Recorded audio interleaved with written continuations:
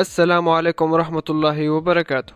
درجات الحرارة المتوقعة على محافظات ومدن مصر اليوم السبت 26 نوفمبر 2022. القاهرة العظمى 23، الصغرى 14، الجيزة 23 14، القليوبية 24 13، البحيرة 23 12، الدقهلية 24 12، الشرقية 24 12، الغربية 24 13، المنوفية 24 12، الإسكندرية 22 15، مطروح 21 14، دمياط 22 15، المنصورة 24 12، بورسعيد 21 17، الإسماعيلية 24 12، السويس 22 13، كفر الشيخ 23 12، شمال سيناء 21 8، جنوب سيناء 25 10، شرم الشيخ 25 10، جنوب سيناء 25 18، شرم الشيخ 25 18، الغردقة 26 16،